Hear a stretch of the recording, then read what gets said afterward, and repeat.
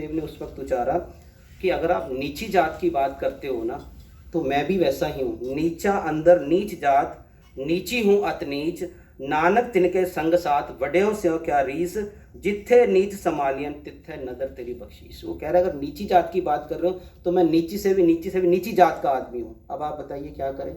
लेकिन जिस इंसान को इस सृष्टि के अंदर उसने जन्म लिया, उसके साथ हम लोग भेदभाव नहीं कर सकते हैं। और इसी तरह से गुरु रामदास जी जो चौथे गुरु हैं, उन्होंने उच्चारण किया जो कि गुरु ग्रंथ साहब में अंकित है, जात का गर्भ न करियो कोई, ब्रह्म बिंदे सो ब्राह्मण होई, जात का गर्भ न कर मूर्ख गवारा, इस गर्भते चले बहुत विकारा। तो ये पूरा एक उन्होंने शब्द का उच्चारण किया है जिसके अंदर वो खंडन करते हैं कि गर्भ किस चीज़ का आप कर रहे हो, किस जात का आप गर्व कर रहे हो। ये फिजूल की बातें हैं। अब आती है बात गुरु रविदास जी की।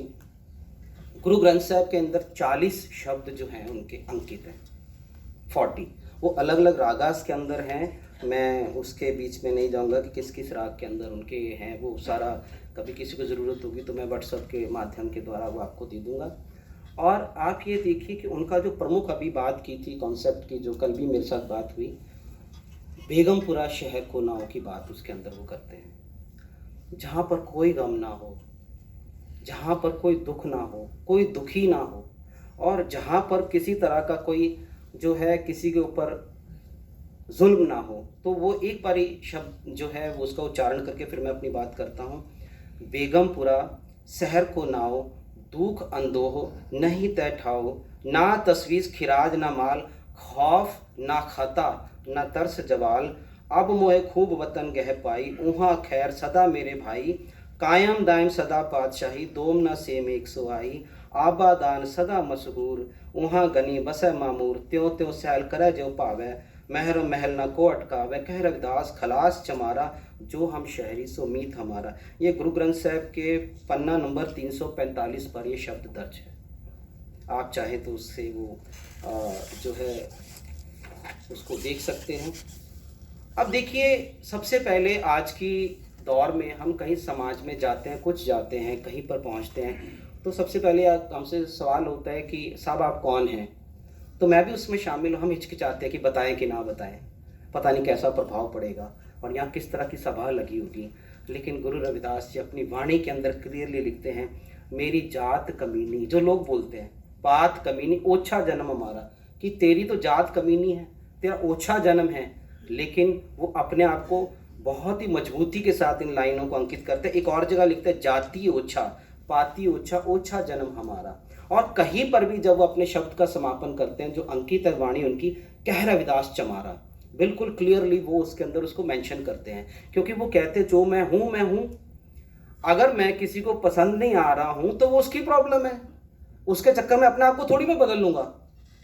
और ये बात कहाँ पर आ जाती है कि भाई जो है तेरे कहने पर मैं जो है तेरे तरीके से चलूंगा, मेरा अपना तरीका बहुत बढ़िया है। अगर आपको प्रॉब्लम आ रही है तो मेरा अपना एक सर्कल है, मेरा अपना जो है दायरा है। आपको नहीं पसंद तो आपको मुबारक, पर मैं आपको भी क्रिटिसाइज नहीं कर रहा हूँ, क्योंकि आपके अंदर कुछ द्वेष है तो आप शायद उसी माहौल में पले बड़े होंगे। एनीवे, अब आती है बात, मैंने शायद लास्ट टाइम भी ये वाली बात की थी, ये मिथ है पर मैंने बचपन में सुनी हुई है। मैं रविदास मंदिर जाता रहता था, बड़े संत आते थे, सचखंड डेरा बल्ला से भी आते थे, पठानकोट से भी आते थे, तो उनको सुनते थे।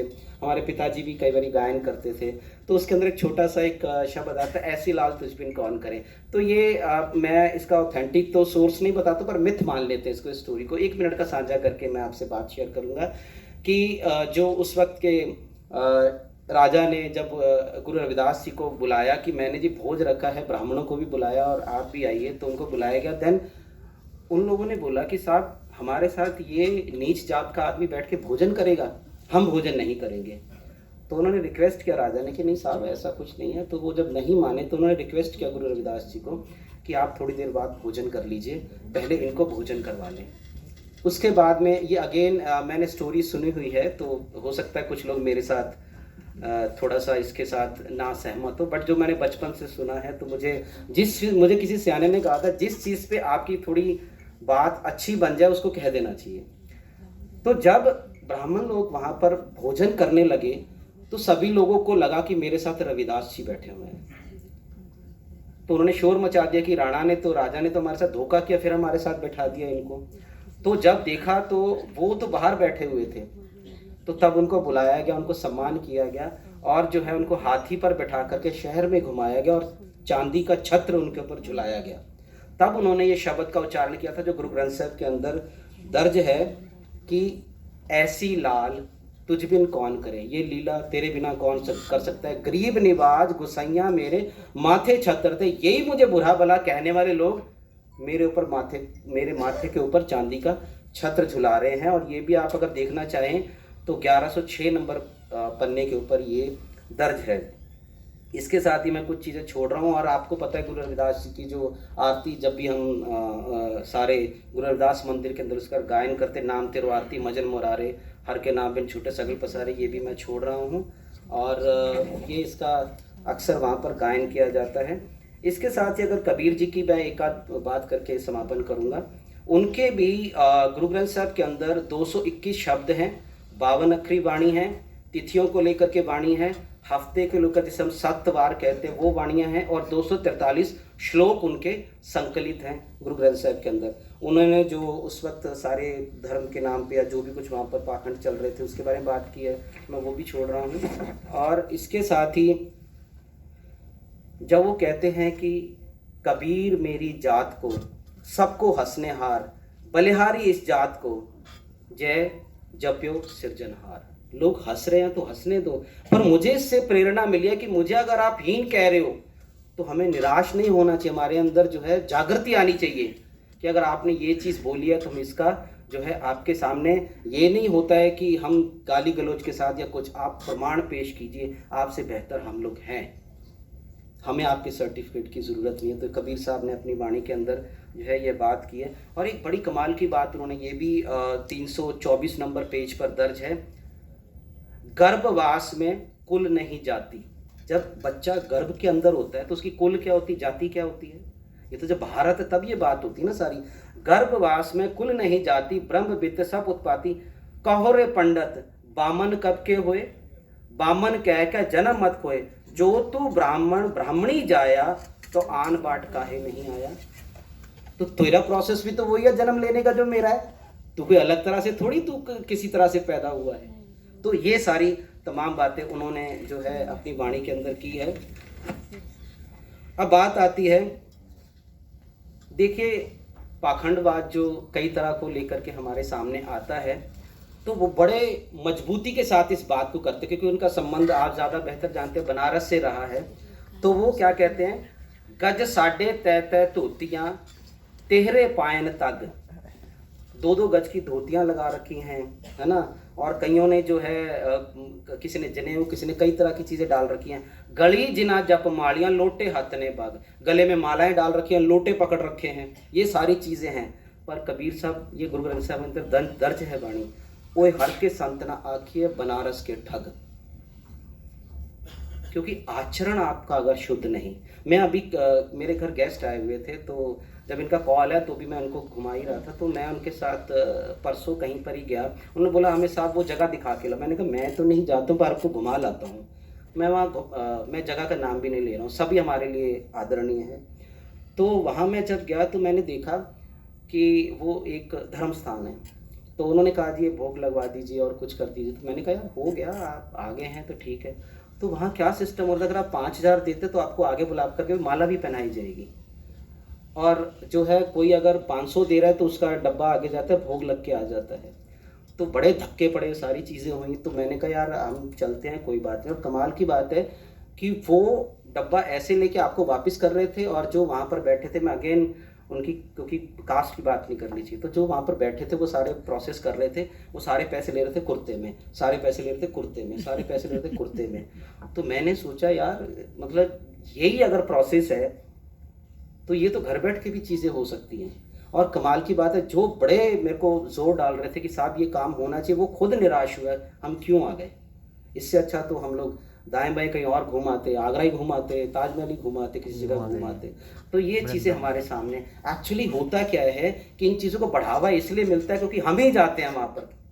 और तब उन्होंने ये नहीं देखा कि एक दलित के छुआ हुआ नोट मेरे पास आया, मैं गंगा जल से स्नान करूँगा, दे जेब में। सब कुछ, वहाँ पर नहीं वो भ्रष्ट हो रहे। लेकिन मैं अगर रास्ता काट जाऊँगा तो मैं बिल्ली से भी बुरा हूँ, है ना।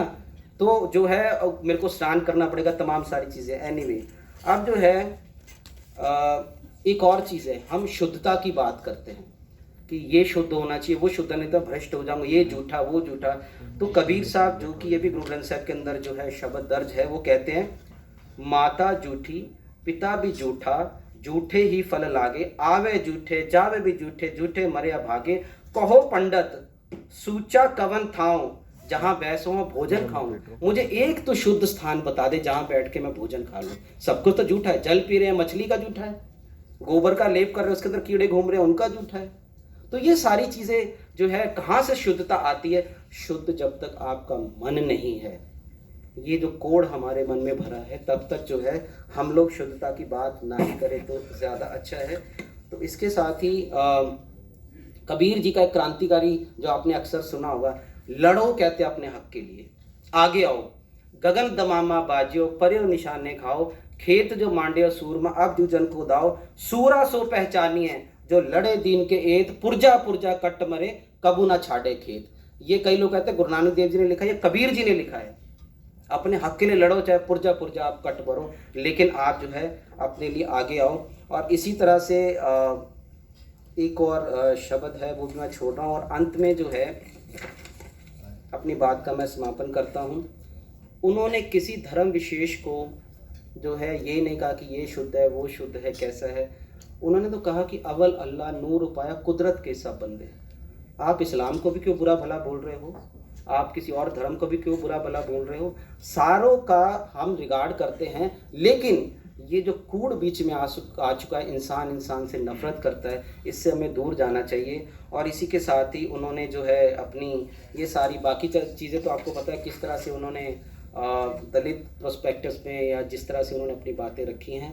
तो मैं बहुत ही 7-8-10 मिनट में अपनी बात जो है 14-15 पेजों की आपके साथ मैंने साझा किया है।